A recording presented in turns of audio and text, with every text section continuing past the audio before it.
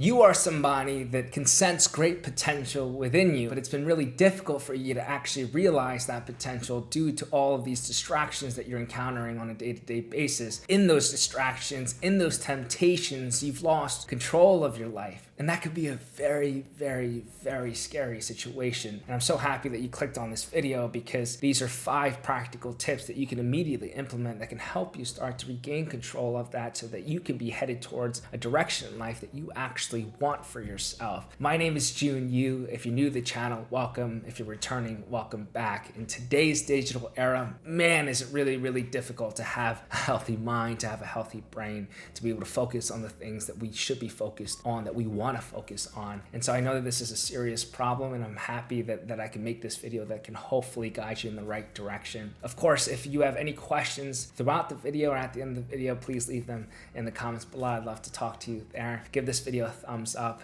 and of course, subscribe. With that being said, sit back, relax, and enjoy the video. Number 1, self-reflection. If you want to regain control of your life, start by gaining self-awareness first. Because without self-awareness, none of the things that I talk about in this video will actually be helpful. Because yes, you might be able to apply them as I say them, but what I want you to do is be able to apply them consistently when you need them. And if you don't have the ability to take a step back and hear your own thoughts and say, okay, this is my current state. These are the areas that I need a lot of help in. These are my weaknesses that I can improve upon. These are my strengths in which I can continue to build upon, and so that I can go ahead and ensure that my brain, that my mind, that my body, my spirit are in the healthy shape in which it can take on the challenges of life so that I can continue to re-navigate into the direction that I want to be headed towards moving forward. You need to have that awareness to be able to do all of that, right? And so having the ability to do self-reflections on a consistent basis, and I would advise that the medium in which you should follow through with this is journaling. I think that having the ability to write this on paper actually allows you to create distance between you and your thoughts, and in doing that you can better rationalize with yourself. And I think that journaling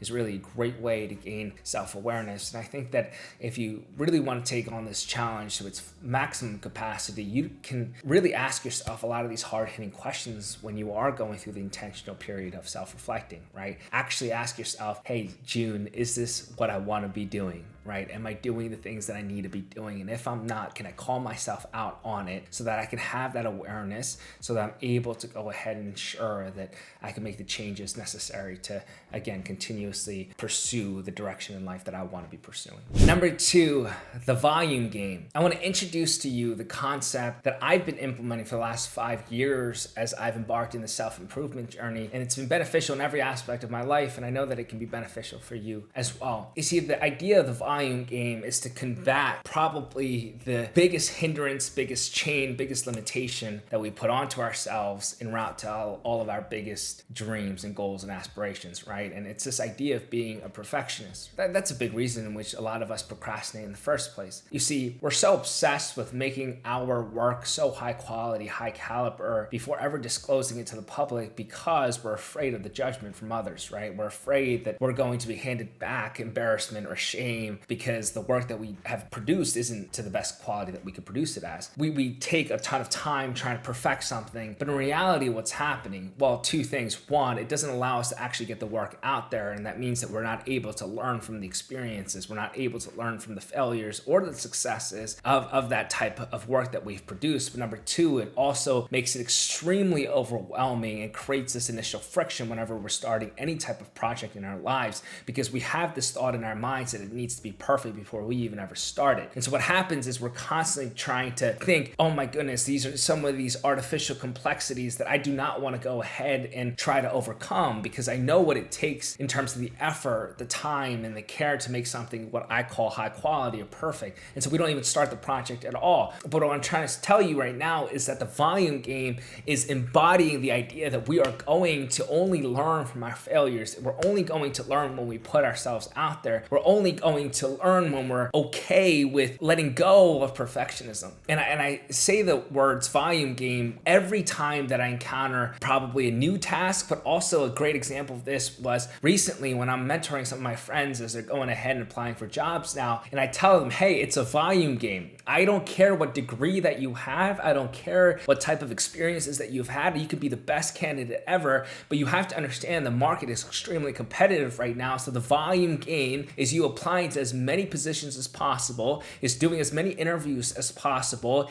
and putting yourself out there so that you can find that job that you want. You see, when I try to mentor people with content creation, it's the volume game. I tell them, hey, you don't even know what quality is just yet. Why are you getting so frustrated that your views or that your platform isn't growing at the rate that you want it to grow at? You don't even understand what it takes to create quality content because the quantity hasn't happened first. You haven't gone through the volume game just yet. The volume game is your ability to say, you know what? I'm not going to figure this out immediately, and I'm going to respect the process, and I'm going to put myself out there no matter what it is. I'm going to go ahead and focus on the quantity first, and then through that, I will learn from that, and I will go ahead and be able to put myself in positions to succeed more and more frequently. The volume game is something that I think about now on a daily basis. I really do. I used to harp and fixate on some of these minor flaws, right, that weren't actually going to be even noticed by a majority of people, and I would go ahead and still produce that work. I would still go ahead and post that video.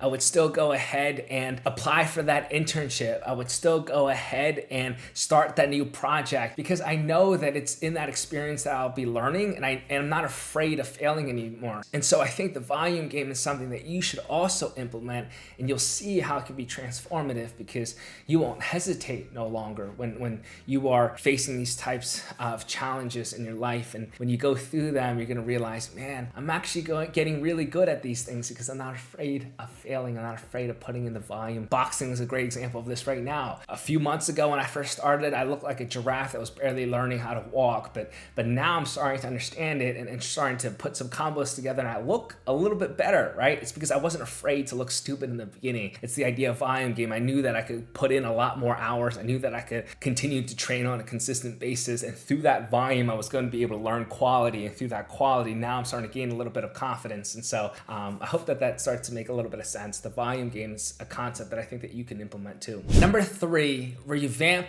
your phone usage. And I mean every aspect of this, okay, in terms of what you watch, who you watch, when you watch, and how much you watch. There are practical applications in which I'm going to speak to here in a little bit, but I want us to get on the same page in terms of why our bad phone habits in today's digital era could be our downfall. I think that there are a variety of reasons, perhaps in terms of feeling lethargic and being exposed to all of these people's highlight reels and how that's going to make you feel.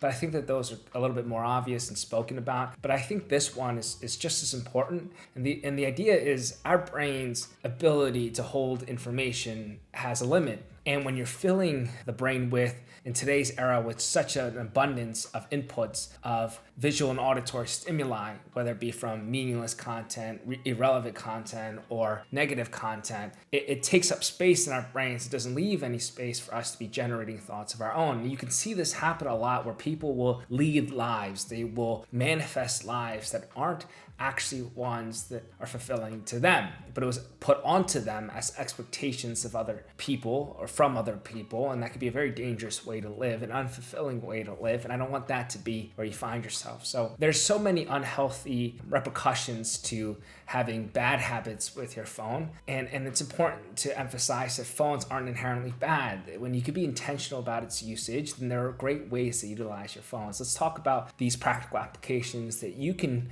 implement immediately that can hopefully have these positive impacts. And so the first one is to not have your phone in any vicinity near you as you wake up in the morning. There's just so much temptation there, and there's a lot of bad that can potentially happen in terms of mindlessly scrolling, especially first thing in the morning, to put that type of energy into you and to put those types of thoughts into your own head without being able to cultivate ones of your own to start out the day. That's not a great way to start. So that's one immediate way that you can start to improve upon that would be to have a separate alarm clock and to disrupt that habit loop of you going on your phone to turn off your alarm and then mindlessly scrolling. have a physical alarm clock. There's a ton of them online for very, very cheap. So I think that's something that you can implement. Another one would be to utilize the grayscale feature. And that just makes your visuals a lot less appealing, right? And when you go ahead and you try to watch TikTok or Instagram or YouTube videos in black and white, man, is that not the same type of experience? And it won't give you that inclination to watch it when it's on that grayscale. So if you are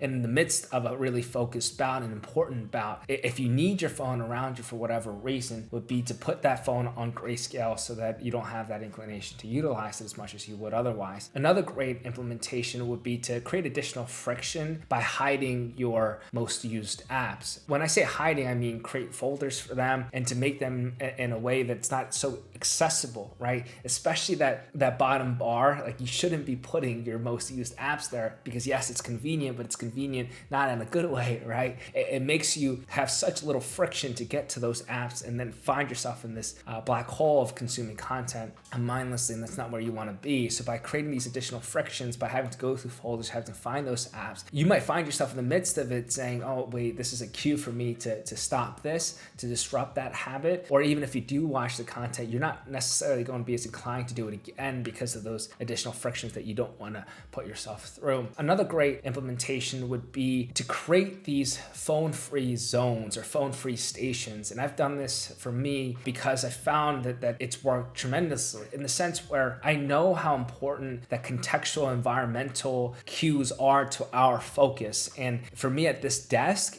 this is where a lot of my work gets done as a business owner, as a student, and I need every bit of it to be with my best effort. And I used to have my phone on my desk all the time growing up, and I would subconsciously be distracted. Like I knew that it was just a fingertip away and I could get that dopamine rush, but it was not a healthy thing for me. Now when I'm a little bit bored or try to feel a little bit decompressed because I'm like running into a roadblock or mental roadblock while I'm in the midst of my work, I don't reach for my phone because it's not in the vicinity. I just take a second and I go back into it, right? Another example of this is my bathroom. I used to spend so much more time in my bathroom when I would get ready in the mornings or I would wind down at night and wash up because it should only take me 10-15 minutes, but I was watching these YouTube videos that would take me 25-30 minutes and I find myself really, really distracted and not in a good way. I don't mean to say that your desk in your bathroom has to be these stations for you, but I think having stations where there are environmental cues for you to stop using your phones is a really great way to monitor it. Those were very simple, practical ones that I think can immediately make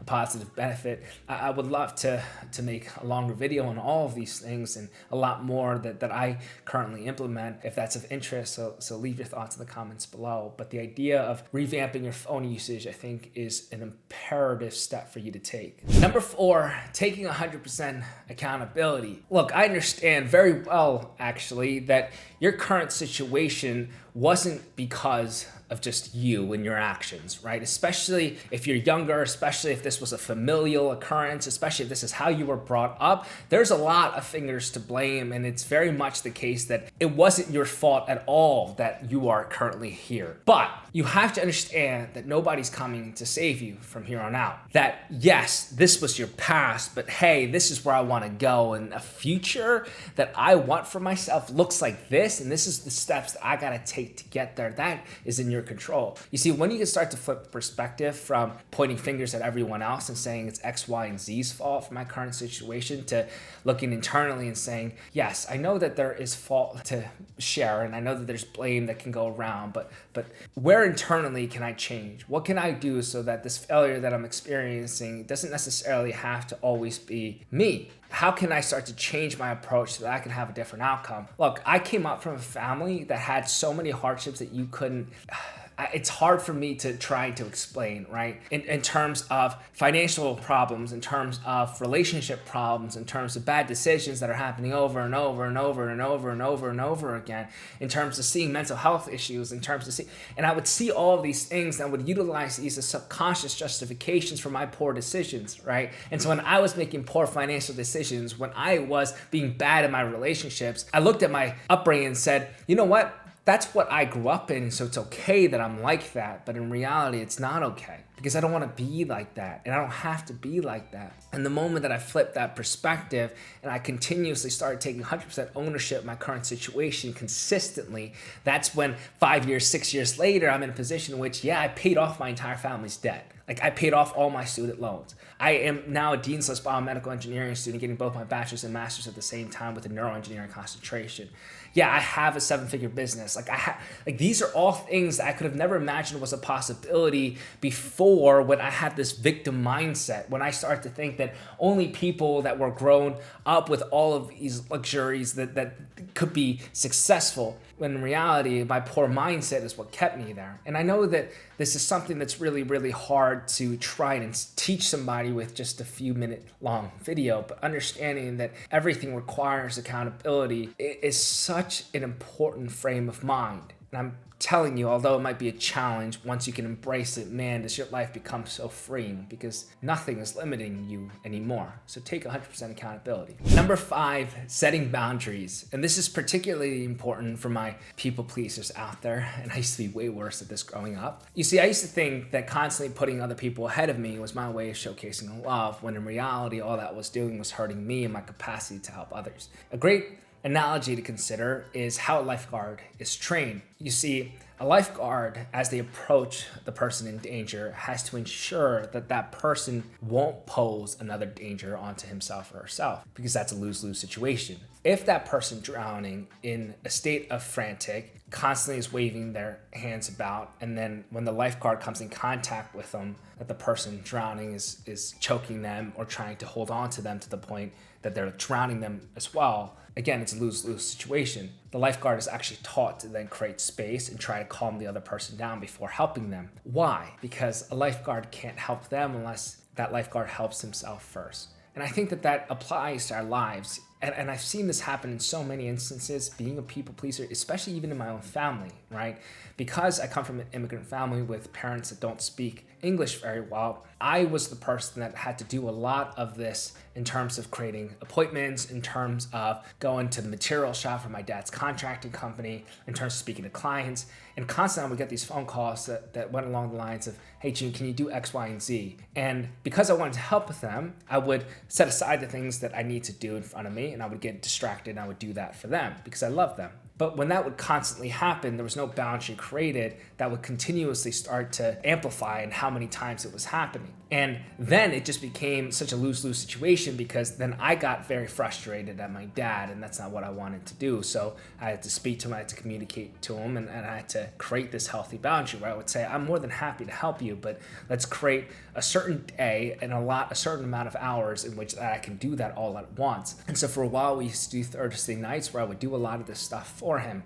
But that's one example of it, where you create a healthy boundary so that you're not constantly thinking about what other people need from you, that you can't focus on what's important, which is what you need to get done. And I think that as I created those healthy boundaries in my life, I started to really also understand who were the people that I actually wanted to keep around, right? Because those people that couldn't respect my boundaries, those were not people that actually respected me. And that was a good telltale sign that that's not a person that I want to keep. Instead, I did find some people that did respect my boundaries, respected my time. Those are people I still talk to this day. And with that being said, those were the 5 things that I really do believe can make a positive impact onto your life as you try to regain control of your life, as you try to revamp your brain. Look, in our era, in our digital era, a lot of us are struggling with this, and I have seen in my own life and the people around me what type of damaging repercussions that can have if it goes unchecked for too long. And I'm so happy that you stayed for this video, because you're somebody that's going to take the steps accordingly to be able to ensure that your future doesn't have to be like your current state.